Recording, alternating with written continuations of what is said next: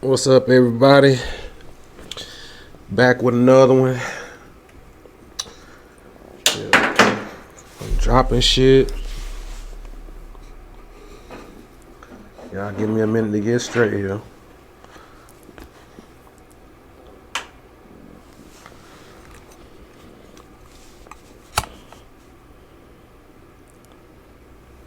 I'ma hate when this candle run out, bro. It smells so good.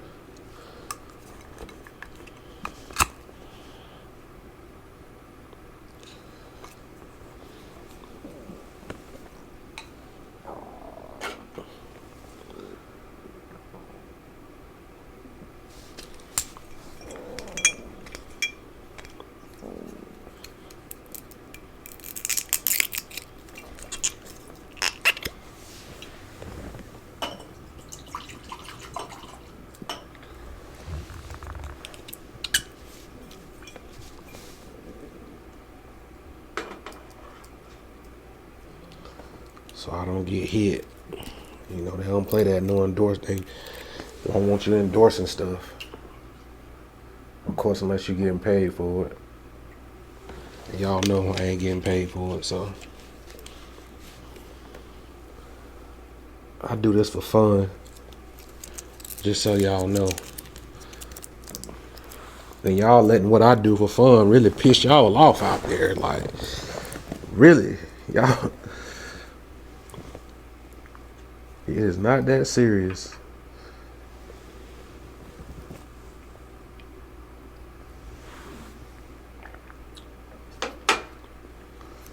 Not bad, not bad.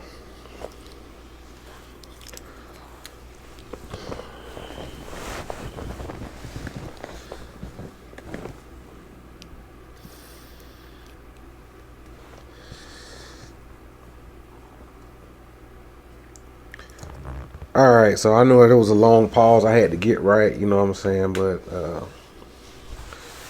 today, I'm going to talk a little bit about how people can keep up with fake news for centuries and essentially think it's truth, you know what I'm saying? So, my thing is fake news can last forever, you know?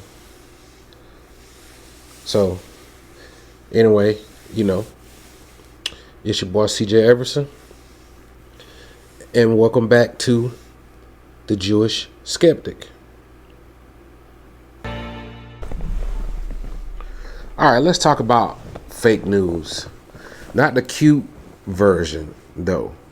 Not the somebody shared a bad article on Facebook version. Not the my uncle watched one conspiracy video and now he thinks the moon landing was filmed in somebody's garage version of fake news. I'm talking about a deeper version of fake news, y'all. I'm talking about fake news as a human pattern. I'm talking about the kind of false story that gets repeated so long that people start asking if it is true and start repeating it like it's sacred history. Because fake news is not new. The internet did not invent being gullible. Social media did not invent propaganda. I mean, TikTok did not invent bad information. And Facebook did not invent people believing nonsense because it made them feel important. Human beings have been doing this long before smartphones, y'all. And before Facebook, people had pulpits. And before TikTok, people had oral traditions. Before YouTube, people had priests, prophets, scribes, tribal elders, you know, storytellers, empire builders, and community leaders deciding which stories survived and which stories disappeared. So some people act like fake news is only a modern problem. But if you ask me, they are already missing the point because fake news can last forever. And why is that? Because human beings do not just believe facts. We inherit stories. And sometimes the story survives long after the evidence dies. And that is the problem. A lie does not need to be proven to survive. It only needs to be repeated It only needs to be useful. It only needs to give people comfort, identity, and power, and fear, and pride, and shit, even an enemy. And once a false claim becomes part of someone's identity, correcting it feels like disrespect. See, once a rumor becomes tradition, people protect it. Once tradition becomes doctrine, people defend it. And once doctrine becomes identity, evidence becomes offensive. That is how fake news becomes immortal, in my opinion. A rumor becomes tradition. A tradition becomes identity. And once it becomes identity, now the person is not just defending a claim, they are defending themselves. And that's why I feel like people get so emotional when you ask simple questions. That is why what evidence supports that or this can make people feel like you slapped their grandmama in the face. And you didn't even attack them. You just challenged the story they were using to explain themselves. And some people can't tell the difference. That is the danger of fake news, y'all. It does not just live in misinformation. It lives in identity. It lives in culture. It lives in religion. It lives in nationalism. It lives in tribal pride. And it's even in family stories and community memory. You know, it lives in the sentence. You know, like, that's just how we always was taught it. And that sentence has done more damage than truth to more people than they that want to admit it. That's just what we were always taught. It's not evidence. It is a confession. It means someone gave you a story before you had the tools to question it. And now, because the story feels old, familiar, and emotionally and powerful, you mistake it for the truth. But old doesn't mean true. Popular doesn't mean true. Sacred doesn't mean true. Tradition doesn't mean true. Emotional doesn't mean true. Repeated does not mean true. If repetition created truth, every rumor in human history would be a fact by now. And that is where people get caught up. They confuse endurance with evidence. They think because the story survived, it must have substance. No. Sometimes a story survives because it is true. Don't get me wrong. But sometimes a story survives because it was protected by power. Sometimes it survives because questioning it was punishment. Sometimes it survives because it gave people a useful enemy. Hell, it even survives because it helped the group feel chosen sometimes. We talked about that yesterday. Sometimes it survives because parents passed it to children before the children could even think critically. And sometimes it survives because nobody wanted to be the first person in the room to say, wait a minute, how do we know this is true? That is why fake news can last forever. Not because it's strong and not because it's true, not because it's backed by evidence, but because humans are often more loyal to belonging than accuracy. And let's be honest, people say they want truth, but a lot of people only want truth when truth flatters them. They want truth when it confirms their tribe. They want truth when it makes their side look righteous. They want truth when it makes their enemies look bad and evil. They want truth when it makes their ancestors look chosen. Their religion looks perfect, or it makes their politics look pure, or their identity looks special. But the moment truth starts asking uncomfortable questions, suddenly they don't want truth anymore. Now they want comfort. Now they want tradition. Now they want faith. Now they want, oh, bro, you need to respect my beliefs. Now they want, oh, you're being negative. Now they want something like, well, why are you attacking people? And bro, I'm not attacking people. I'm attacking bad claims. There's a difference. If a claim cannot survive a question, the problem is not my tone. The problem is your foundation. And that is exactly why fake news protects itself. It hides behind emotion. It hides behind offense. It hides behind identity. It hides behind sacred language. It hides behind community pressure. It says something like this: don't question this. because questioning this means you hate us. No, questioning a claim is not hatred. Questioning a claim is how adults separate reality from mythology. But fake news seems to hate questions. Fake news survives in environments where questions are treated like betrayal. And that is why closed systems are so dangerous. A closed system is when the claim protects itself from correction. If evidence supports a claim, they accept it. If evidence challenges the claim, on the other hand, though, they reject the evidence. See, if historians agree, the historians are credible. If historians disagree, then the historians are corrupt. If science helps, science is useful. If science refutes the claim, though, science is man's opinion. If archaeology appears to support the story, then archaeology matters. If archaeology doesn't support it, then archaeology is a conspiracy. And see, to me, that's not truth seeking. That is more like a belief system with a security door, well, a security guard at the door. See, fake news can last forever because many people are not asking, is it true? They're asking, can I protect this? And those are not the same question. One is an investigation and the other is a defense. One is curiosity and one is loyalty, and one is scholarship and the other is propaganda. And propaganda does not need evidence whatsoever. Propaganda needs repetition. It needs slogans. It needs fear. It needs villains. It needs a simple story that makes people feel like they are on the right side. And that is why fake news spreads so easily. It gives people clarity without complexity.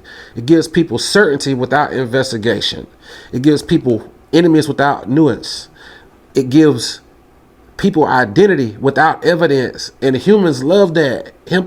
Humans love simple stories. We love heroes and villains. We love chosen people and wicked outsiders. We love us versus them. We love explanations that make our suffering meaningful. We love stories that say you are not confused, but you are special. You are not just struggling, you are being targeted. You are not just a regular human being. You are part of a cosmic plan. That kind of story is powerful. And once people taste that kind of meaning, evidence starts looking boring. A careful answer feels weak. A complicated answer feels suspicious. A historian saying it is more nuanced or a nuisance than that sounds less exciting than a preacher saying it. And they hid the truth from you. That is why conspiracies beat scholarship online. Scholarship says, here are the sources. Here are the limits. Here is what we are. Here's what we do. Here's what we don't know. Conspiracy, oh, they lied to you, but I have the secret, and people eat that up. They won't archive that. They want the adrenaline. They don't want peer review. They want a villain. They don't want evidence. They want the emotional high of feeling awake while everyone else is asleep. And this is how fake news becomes religion without calling itself religion. It gives people a salvation story. It gives them a fall story. It gives them the devil.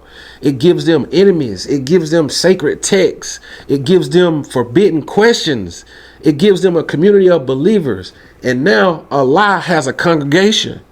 That is when it becomes dangerous, because now you are not just correcting misinformation. You are confronting a belief community. A belief, and let me rephrase that. Belief communities do not give up useful lies easily. They'll say you are disrespecting our ancestors. No, I am asking whether the claim is true. They will say you hate our people. No, I am asking for simple evidence.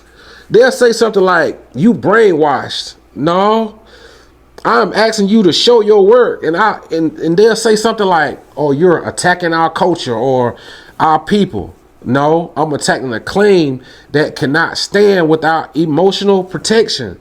This is where we need to grow up as people. Every story your community tells is not automatically true. Every claim your ancestors repeated is not automatically evidence. Every tradition your family protected is not automatically history. Some of it may be true. Some of it may be symbolic. Some of it may be exaggerated. Some of it may be misunderstood, and some of it may be propaganda, and some of it may just be a survival story. Some of it just may be simple mythology, and some of it may be simple. That ain't disrespect. That's reality. Human beings create stories. That is what we do. We are meaning-making animals. We turn memories into legends. We turn leaders into heroes. We turn defeats into persecution narratives. We turn victories into divine favor. We turn accidents into signs. We turn trauma into destiny. We turn a coincidence into prophecy. And if nobody interrupts the process, the story hardens. The next generation hears it as a fact. The generation after that hears it as sacred. And hundreds of years later, someone like me comes along and asks, what evidence supports that? And suddenly I'm the villain?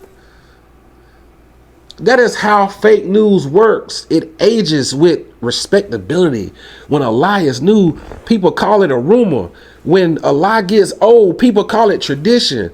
When a lie gets ancient, people call it heritage. And if it gets old enough, people will demand you respect it, even if they can't prove it.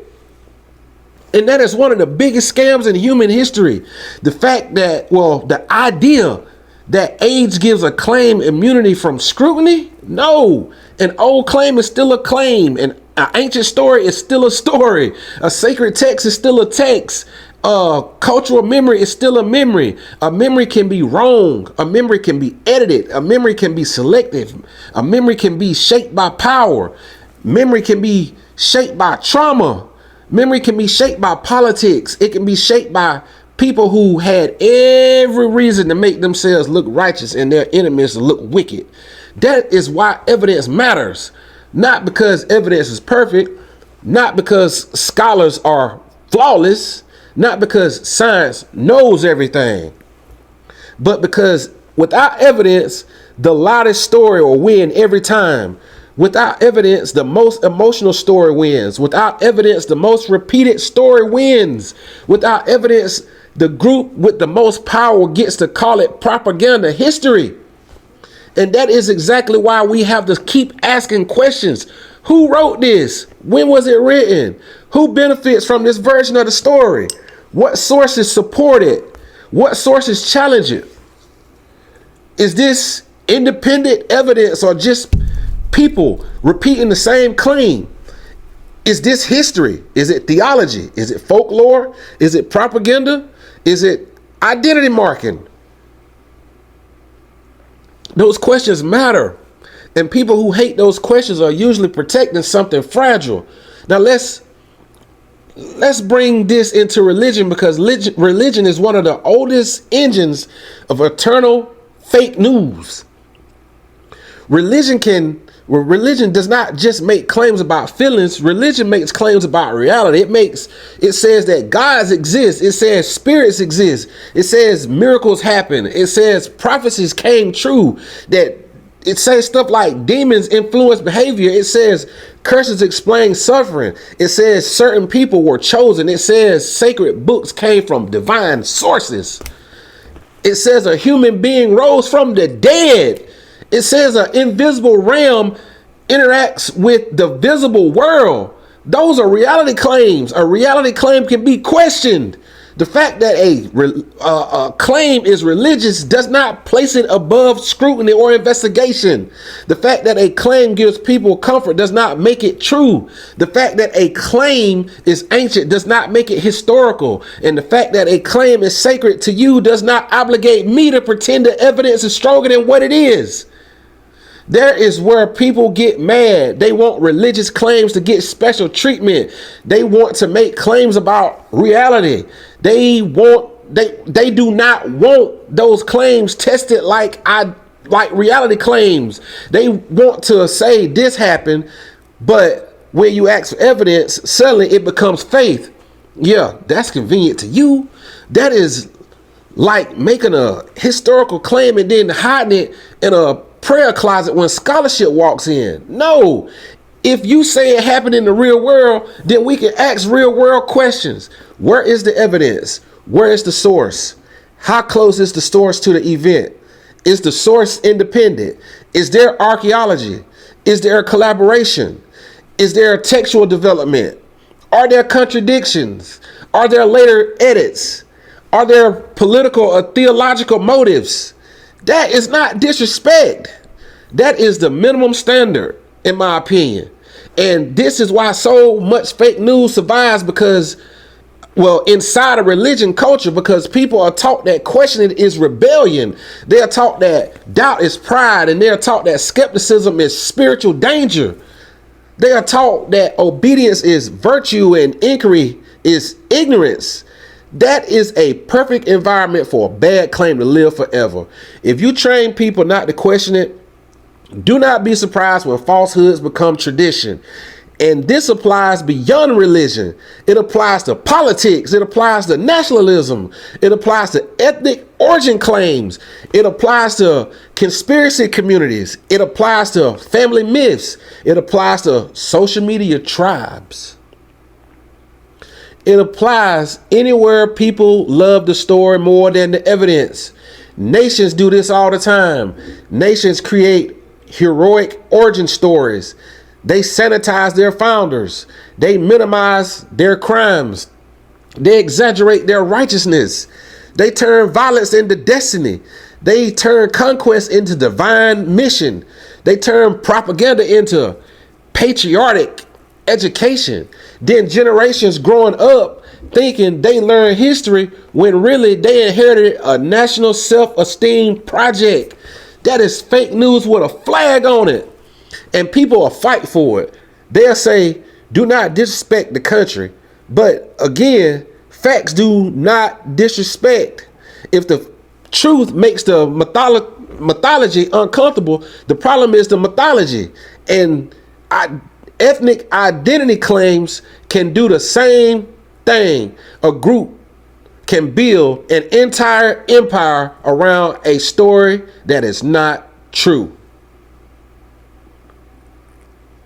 Maybe the story is symbolic.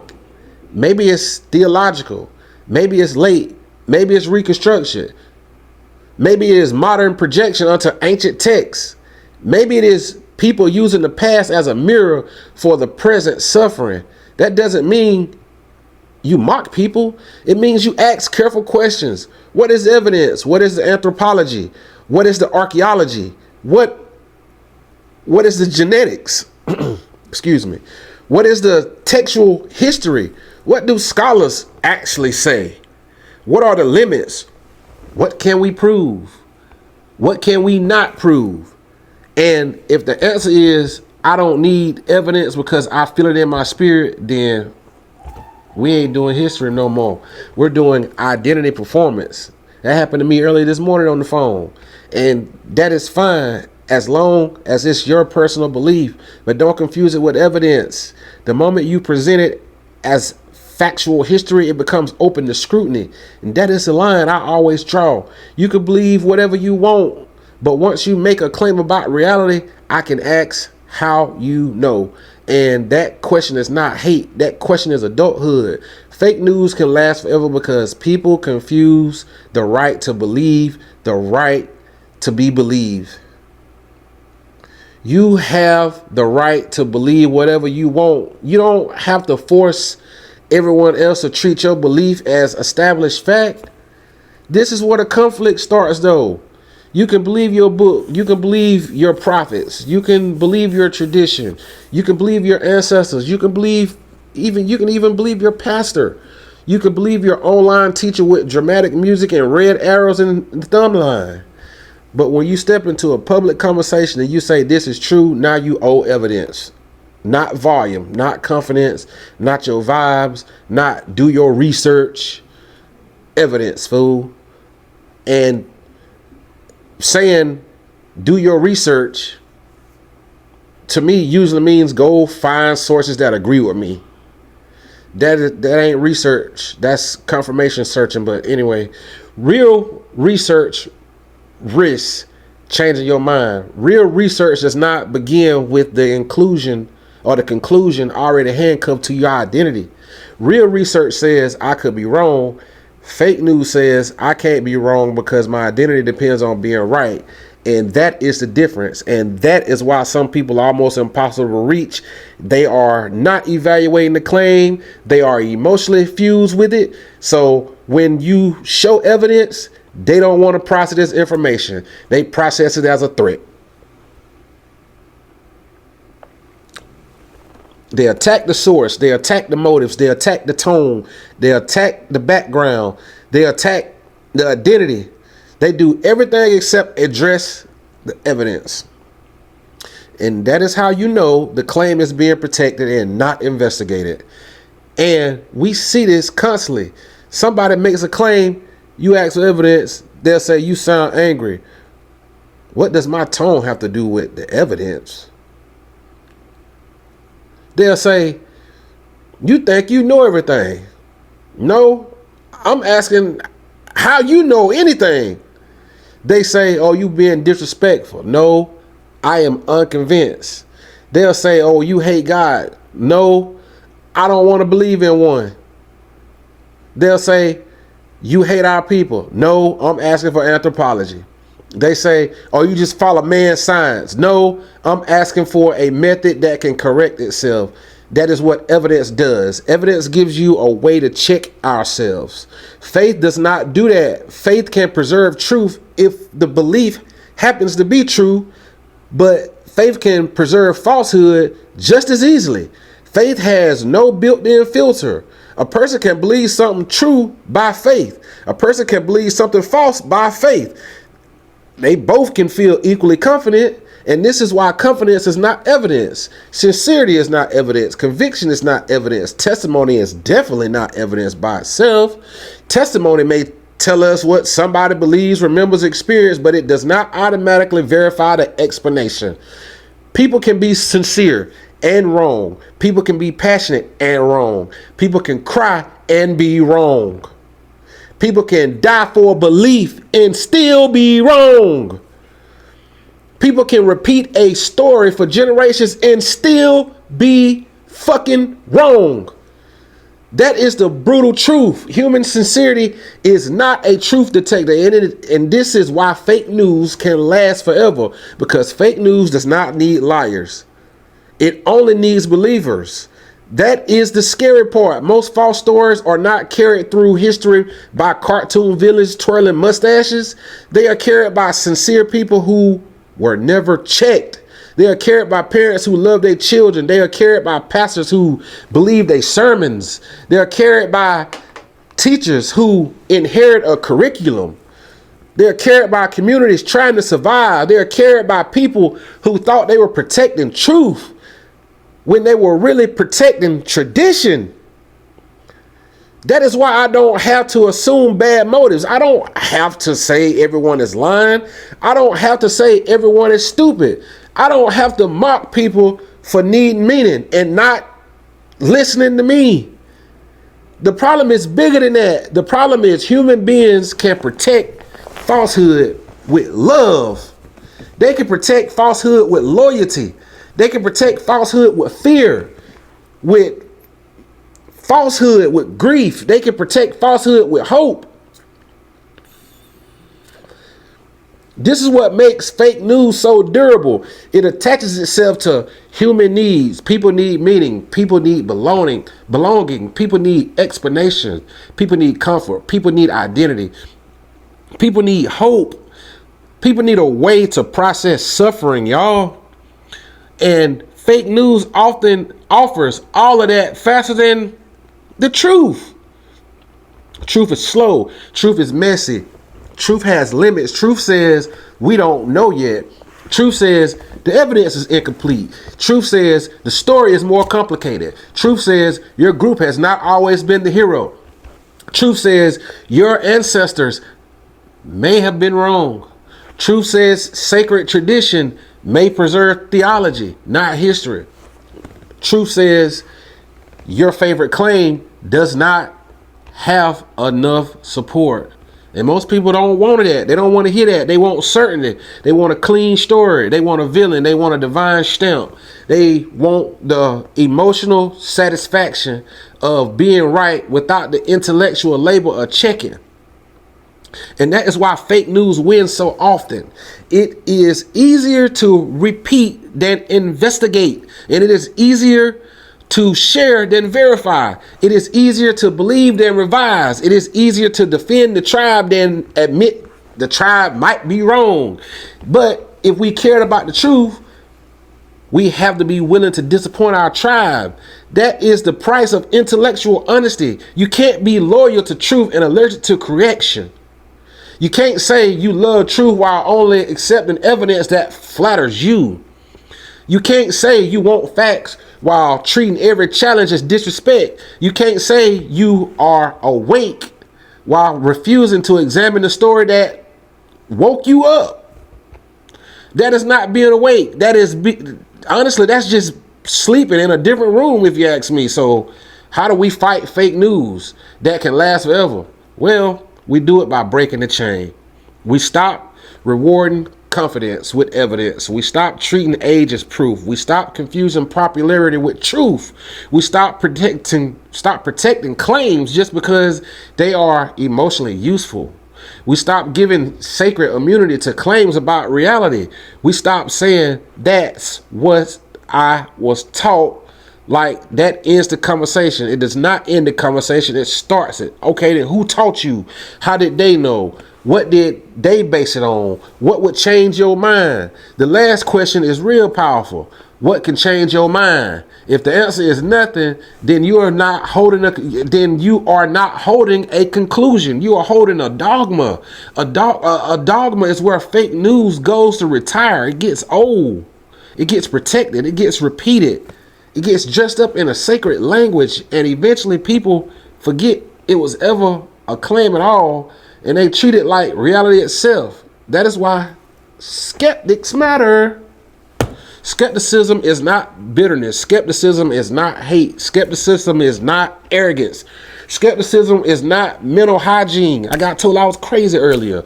It is how you keep your mind from becoming a storage unit for inherited nonsense. It is how you respect truth enough not to hand it over to every loud voice with a confident story. Skepticism says maybe, but show me. That is it. Maybe, but show me. Maybe your religion is true. Show me. Maybe your miracle happened. Show me. Maybe your prophecy came true. Okay, show me. Maybe your ethnic claim is historical. Okay, show me. Maybe your conspiracy is real. All right, show me. Maybe your political story is accurate. Show me. Maybe your tradition preserves real memory. Show me.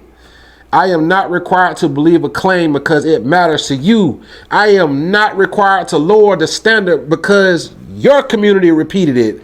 I am not required to confuse your emotional investment with evidence. And I am definitely not required to pretend a story is historical just because it has been around long enough to collect dust. Some lies are ancient, some propaganda has gray hair, and some rumors have grandchildren, and some fake news is old enough to have a holiday. That does not make it true. That just means nobody killed it with enough evidence soon enough. And sometimes evidence did challenge it, but people ignored the evidence because the lie was more useful. That is the part people do not want to admit. Some false belief survives because they serve a purpose. They give people power. They justify hierarchy. They justify conquest. They justify prejudice. They justify gender roles. They justify slavery. They justify violence. They justify exclusion. They justify one group gets to dominate another. They justify why suffering is deserved. They justify why outsiders are dangerous. They justify why leaders should not be questioned. Fake news is not always harmless. Sometimes fake news becomes policy. Sometimes fake news actually becomes law, and sometimes it becomes war. Sometimes fake news has become religious persecution. And sometimes it's racial mythology. And fake news can sometimes become a weapon. And when people say it's just a belief, I say beliefs have consequences. The belief may be invisible, but the behavior is not. The doctrine may be spiritual, but the damage is physical. The myth can be ancient, but the effects are modern.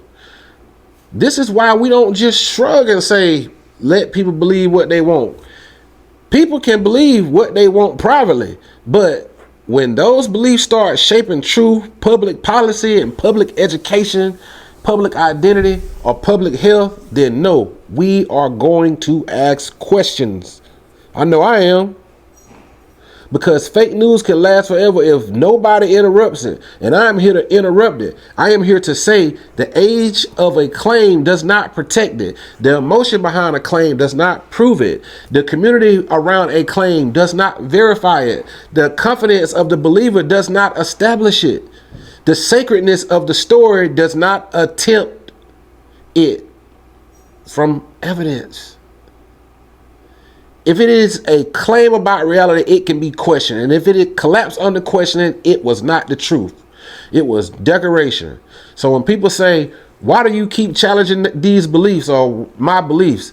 This is why. Because fake news can last forever. Because a false claim repeated long enough can become someone's worldview. Because a myth protected long enough can become someone's identity. Because propaganda taught early enough can feel like common sense. And because bad stories can outlive good evidence when people care more than belonging than accuracy.